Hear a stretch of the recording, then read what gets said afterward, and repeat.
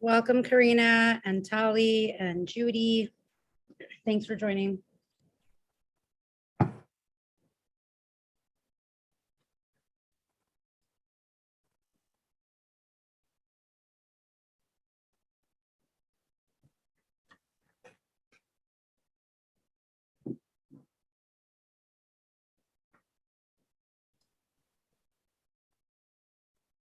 Hey, Barry, we will get started shortly. We are waiting for Superintendent McGuire to join.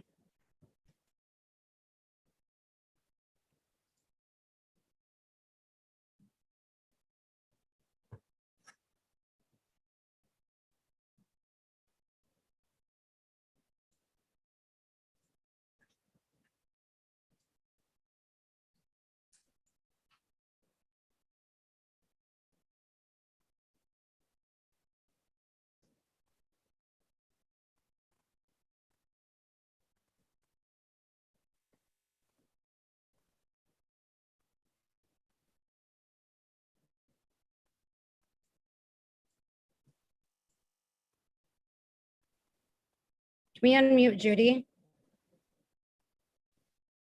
Judy, go ahead. Before we start, Taina, the name I was trying to think of was Jennifer Greenblatt. Have you met her yet? Have not.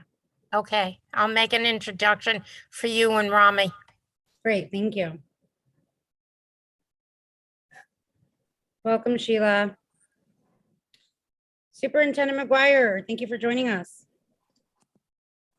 Thanks for having me. Let me get my, there we go. There you go. How are you? Hi, good to see you again. I know, I'm back. How are you? You're back. You're back. I'll turn it over to Rami to kick us off. So hi everyone, welcome to our November meeting of the Youth Education and Libraries Committee. We're pleased to have Superintendent McGuire here. He is the superintendent for Education District 2, which encompasses most of Manhattan. Not all of it, but it's a little bit complicated to say the neighborhoods, but it's all of our district. I know the superintendent has to leave by 7, so I'll turn it over to him and then we'll take some questions. Hi, thanks so much for having me, allowing me to jump in and join your meeting today. I hope that everybody has had a really restful Thanksgiving Day weekend, and that for those of you who are celebrating Hanukkah, that you've had a good first night and are gearing up for the second. I appreciate the opportunity to come here and talk with you just a little bit about the work that we're doing in our schools.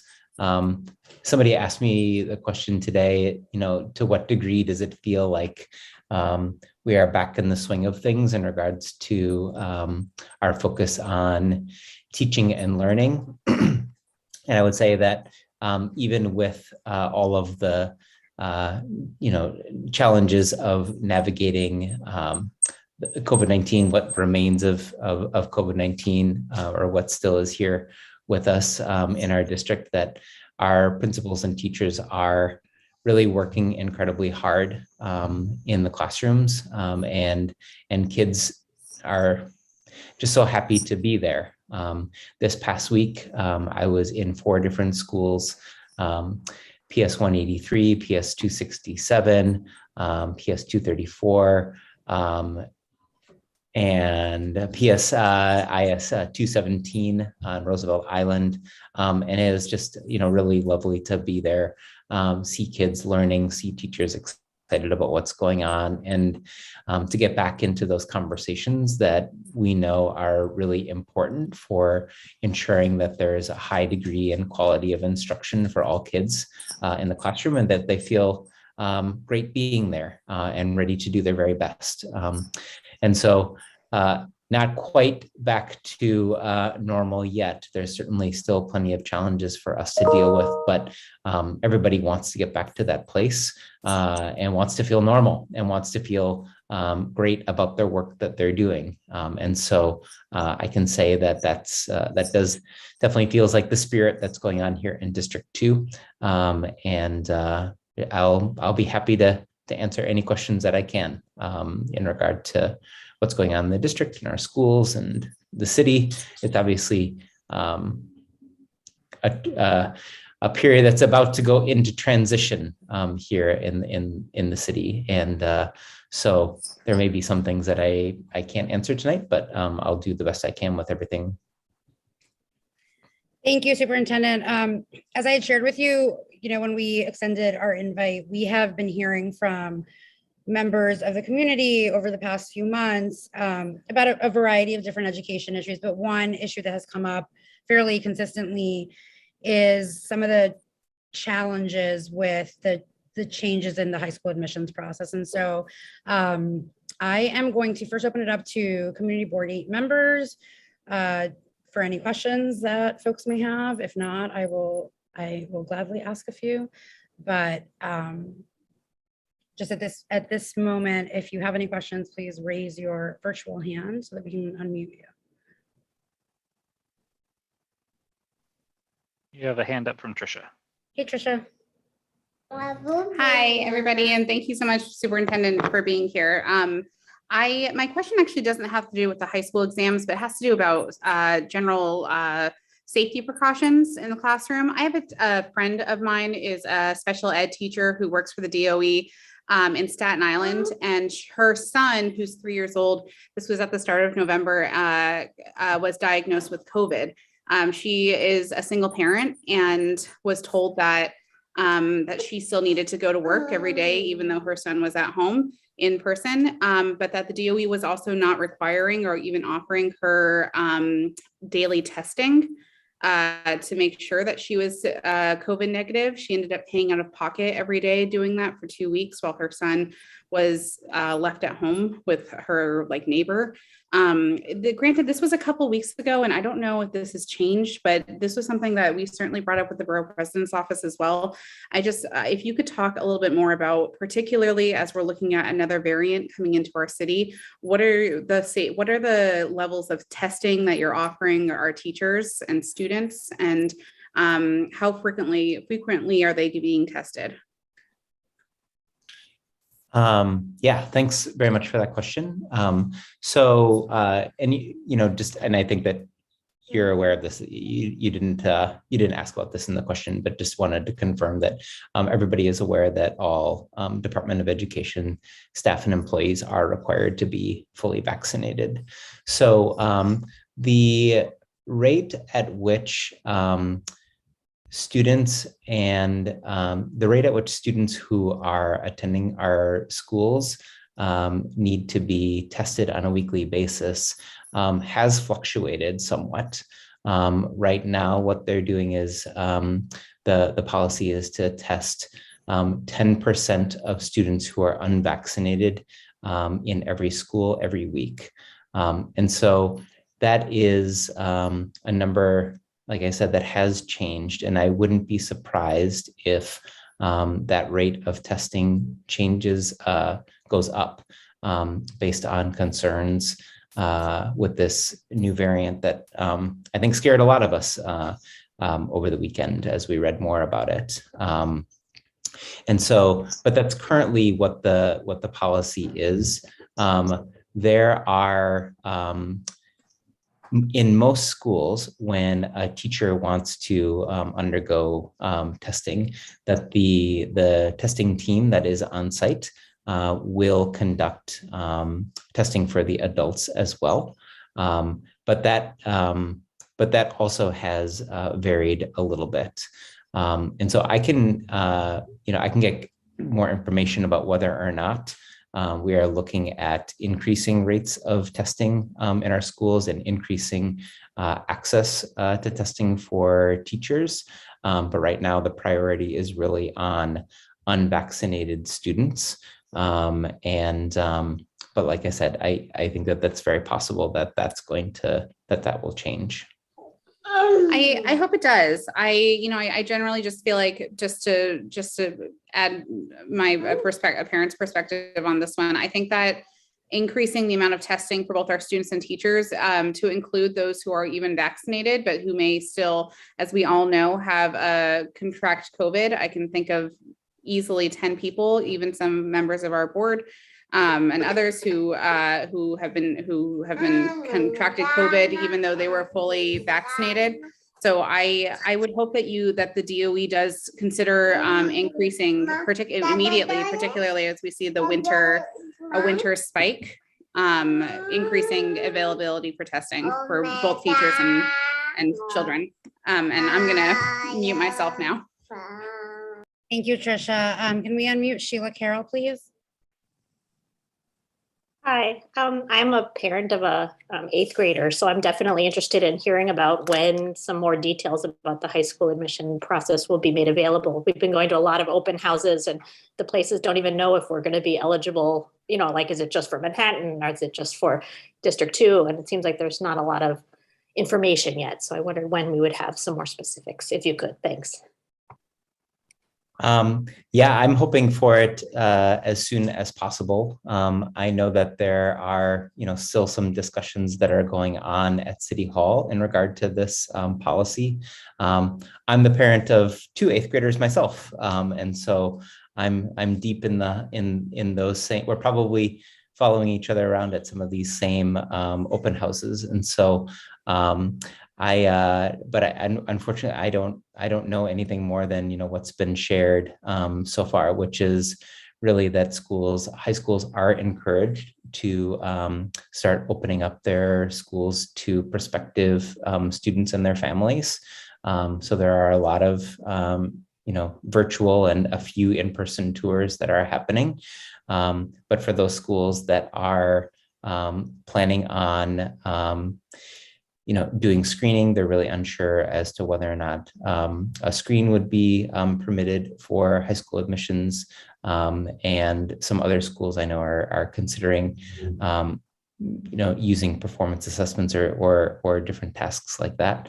But we just don't know right now. And I understand the spot that you're in right now and how it's challenging. And can definitely speak from a very personal perspective on that as well. But when the more information is available, I know that schools are ready to jump on it and implement whatever practice it is that they are able to under the new policy. And many schools, I'm in our district, I'm only superintendent of one high school, that's Clinton High School.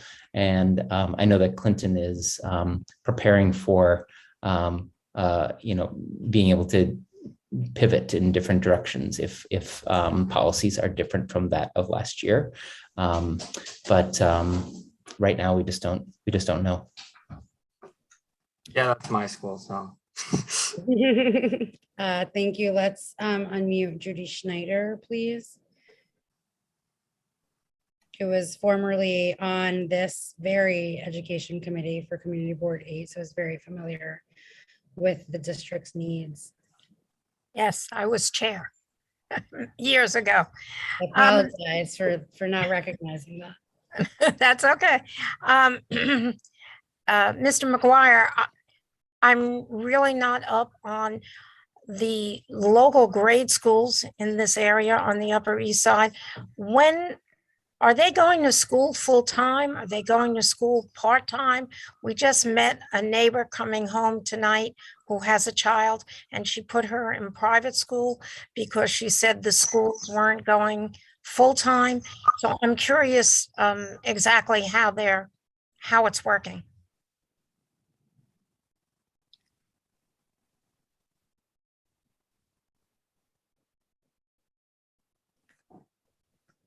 I think Superintendent McGuire is muted.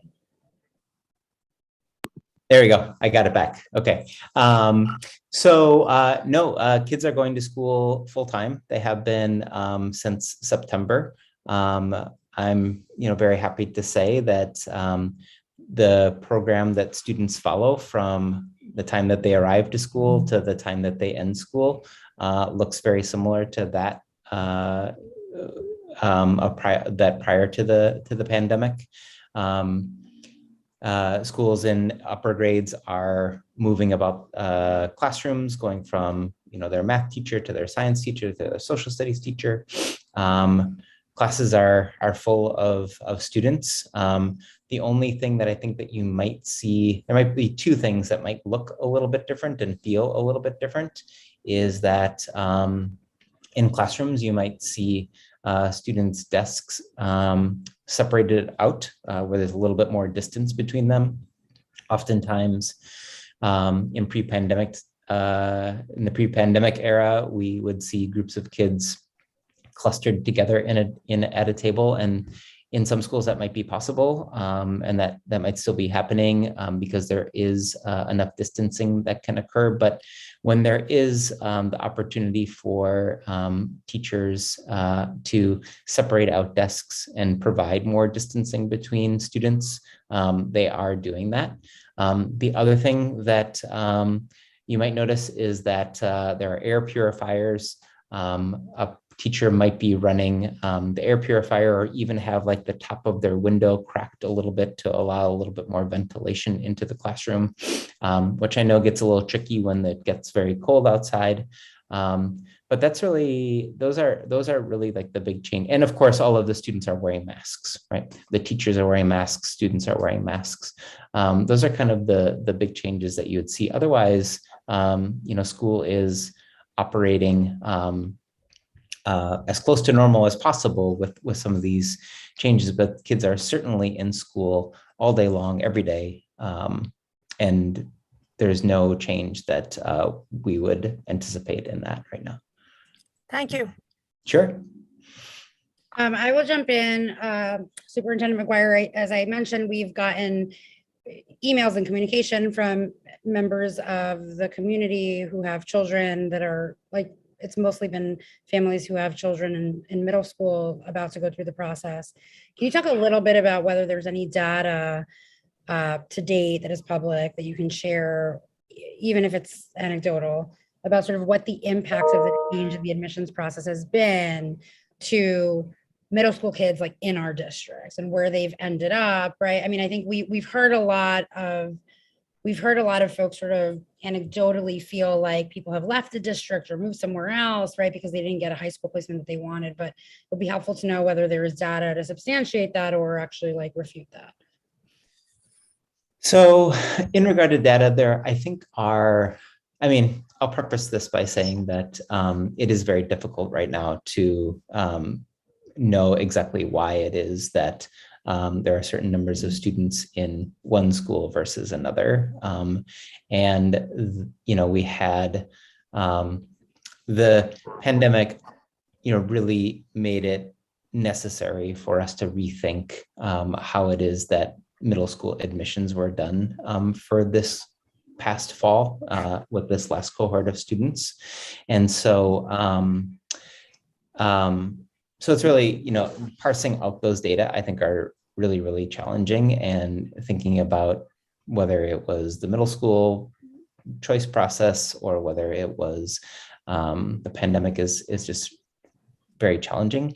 In regard to, some of the data that we have seen from our schools is that there have been like some very, very slight changes in demographic data in some of our schools. For the most part, however, the demographics, including performance levels of students that have attended schools prior to the pandemic, are pretty similar to those that are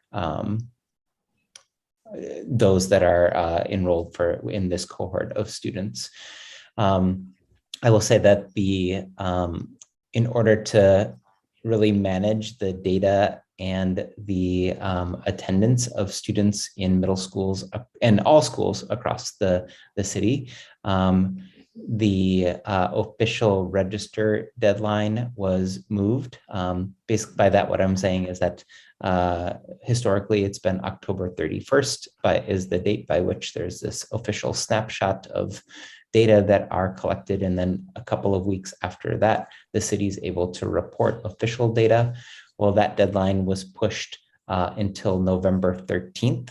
And we're anticipating being able to see these official data that are released by the central office of the Department of Education very, very soon. This is kind of the audited register of students who are enrolled in our schools. And then we'll know for sure what those data look like. Up until now, data that have been reported, in the media or are shared anecdotally are a little tough to follow because they include some students who were long-term absences. And so we want to, we are able to report, and I'm able to report the data that are, officially identified and set by the Department of Education, the central office. And so that should be very soon, though. Thank you so much. Rami? Thank you. I was talking to a few classmates of mine today, and I said, I'm having this meeting tonight. Do you guys have any questions? And the number one question I received today was about school facilities. At the start of the year, there was pretty meticulous tracking of bathroom amenities, soap dispensers, paper towels, working plumbing, all of that. But for the past about month, students have been noticing some discrepancies in service. And not just at my school, just some other schools across the district. So have there been changes in that department or changes in the protocols around that? Yeah, that absolutely should not be the case. And I mean, if you're speaking specifically about materials and different things not being available in the bathrooms, soap, toilet paper, paper towels, that kind of thing, those should absolutely be there. And I encourage any student to speak with their teacher or principal about it. That should not be the case. Yeah, agreed. And it's also a hardware issue for some reason, is that they're like the soap dispensers were either old or broken, or I was hearing from a friend at a different, I don't know if that school is District 2, but a different high school that said that all of their, like the soap dispensers that came with their sink in their school building just no longer work, like longevity issues. So maybe that's a contracts issue. I don't know, but I just thought that was a very interesting thing, because at the beginning of the year, they were taking very good care of that. And there's that, what is it, that sheet that tracked all of that. Yeah. There's like the tracker of when it is that people are visiting the bathroom, making sure that the supplies are kept and that it's clean. There shouldn't be, there's no excuse for that to not be up to date, and those really should be. And of course, folks could reach out to our office if they had any, questions or concerns that they didn't think were being addressed. But I think that you could get some quick response from your principals and assistant principals, and making sure that, bathrooms are kept in the way that, students deserve for them to be kept. So please do that. Yeah, for sure. Thank you. Holly?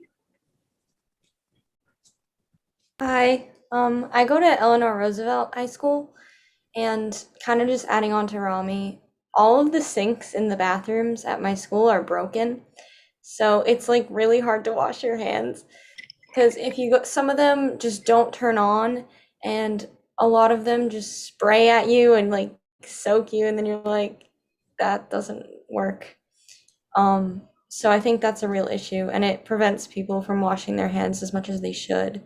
And also Purell dispensers in the hallways, people use them a lot because of the sink issue. So they're emptying out really quickly. Thank you, Tally. Thanks, Tally. Yeah, I mean, again, it's not okay for that to, it's hard enough to go to school in the, the environment in which we're, learning in, and those things have to be in place. I appreciate that. Superintendent Barbara Rutter?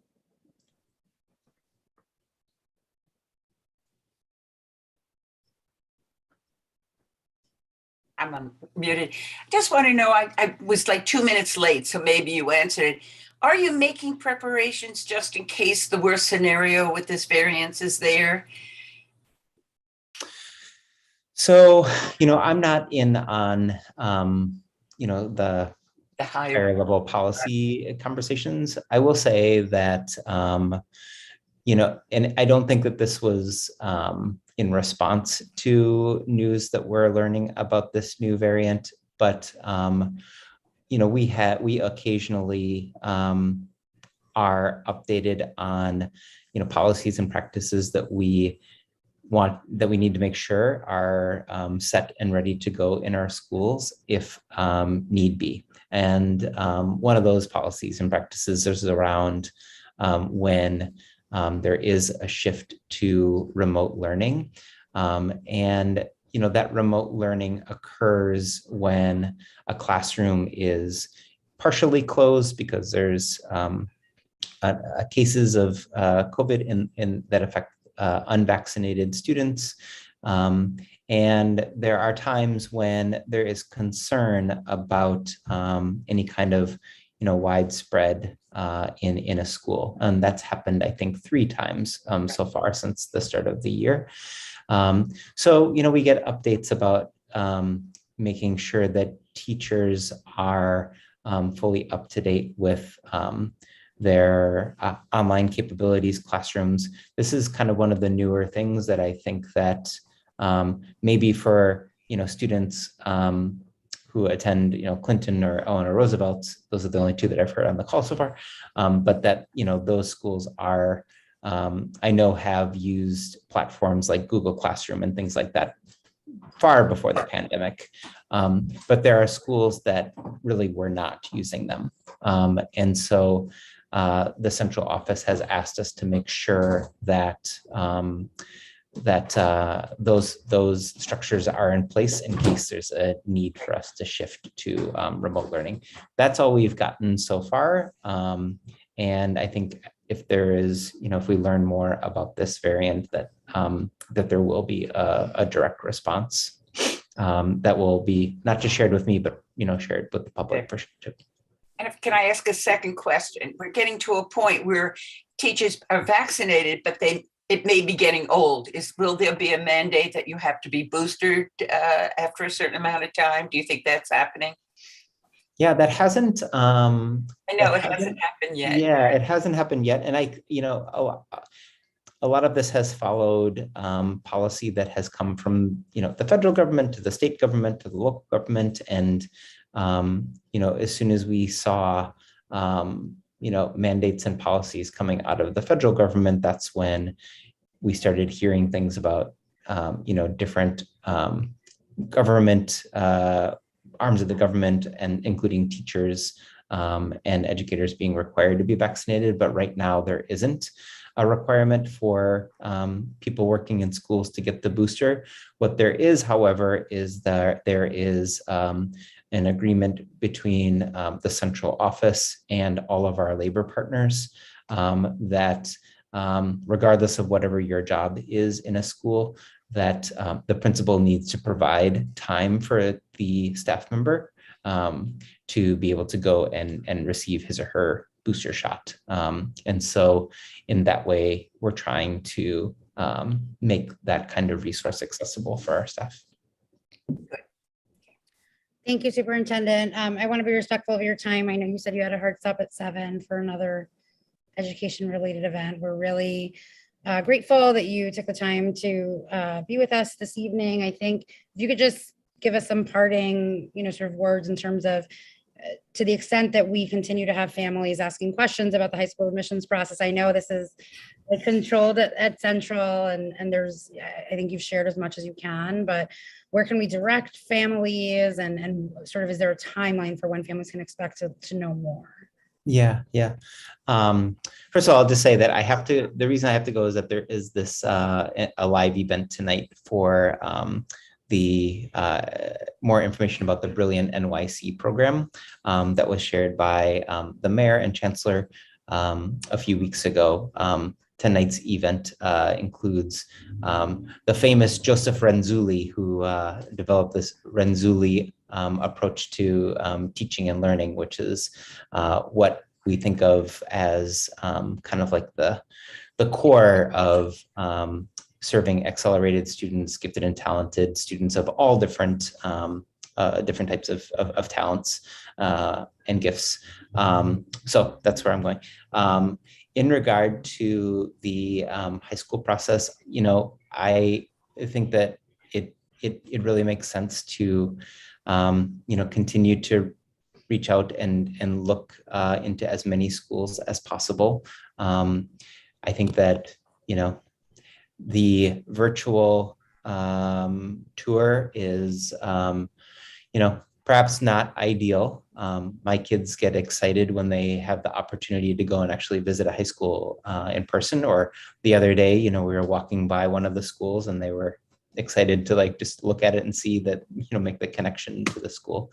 But there's a lot of good information that's online. And I really just think that, families should try to collect as much information as they can about the school and read about it in some different places, both on the school website, but also in parent posts and different things like that. There are many great schools for us to choose from here in District 2, but also in parts of the city that are very close and adjacent to District 2, in Queens, in Brooklyn. And so I encourage families to look into schools outside of District 2, because there are a lot of great options there and some really interesting programs that are happening, and some, all of the great things that we see in our District 2 schools are also in a lot of the schools that are just on the other side of the river. And so I encourage families to do that. We hope that information will come out soon. I know this is a big conversation between City Hall and Tweed, and we're as anxious for it as all of the families are. And so, just keep working on those high school lists and putting information together and learning as much as you can about the schools. But yeah, it's obviously a tense time and it's nerve-wracking, but this is definitely a period of time when we can just do a lot of research, I guess. So thank you so much, Superintendent McGuire. I know we are over on time. We really appreciate you joining us. Have a great holiday season and hope you get some rest. And thank you for everything you do. And we are so grateful for all of the teachers and educators in our district. And we hope to have you to join us again in 2022. For sure. Yeah, thanks so much. I really appreciate it. Yes, thank you, Superintendent.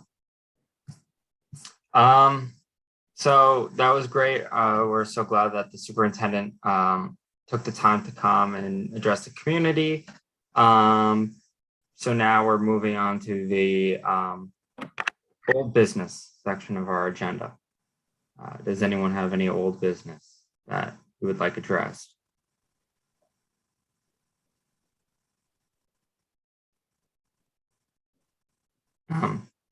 Seeing none, any new business, new agenda items, plans for upcoming meetings, things that you would like to see addressed?